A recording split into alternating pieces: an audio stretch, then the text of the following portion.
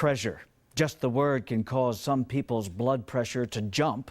Add to that an old mission in the middle of nowhere, and you have a recipe for legends. Such is the case of one historic landmark in southern Arizona.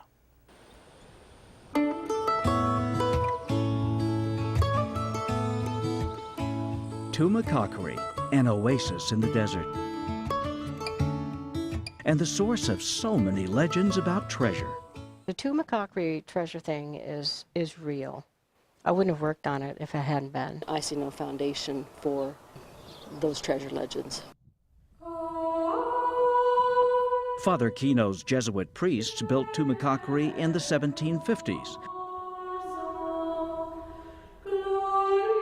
By the early 1900s, the treasure hunting had built to a fever pitch. Treasure is something people are always looking for. You have a big church, there's got to be treasure. One of the believers is Patty Woolridge of Apache Junction, who adheres to one legend that when the Jesuits left Tumacacori, they made provisions to send their treasures to a certain family in a place well known for its legends. The Peralta family, who was working up here in the superstitions, they trusted, and they asked permission to send it. And they were given permission to send it, and the Peraltas were responsible for burying it and keeping it quiet. The big problem with that story is whether the Jesuits had anything at all to send. The Jesuits actually were prohibited from participating in mining. They were not involved in mining at all. Tumacacori is ground zero for so many treasure legends, and a lot of them stem from one man. Tom Bourgeois came on the scene in the early 1900s, finagled a job as the supposed caretaker of the mission, and then set about to selling phony treasure maps. Are you telling me that people were digging right here on the mission grounds? Oh, yes. There was a lot of damage done by treasure hunters. The whole floor of the church was completely dug up.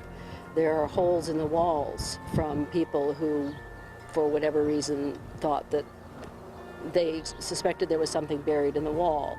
For some, the search will never be over, nor will the stories and the secrecy about treasures in general. No, but I think I might know somebody who found some of it. Really? Mm-hmm. Somebody may have found some? Mm-hmm. And who would that be?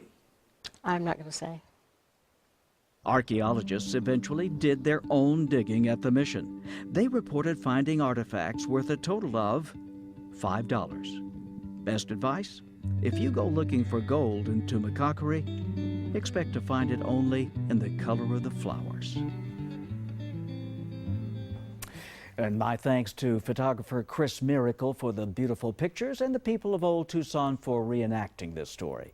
Be sure to check out the Kino Festival at Tumacacori National Historical Park, 1891 East Frontage Road, Saturday afternoon 1 to 4. The admission is $3. It's going to be on my list of places to just see. It really should. It's beautiful. Yeah, It looks it is. beautiful.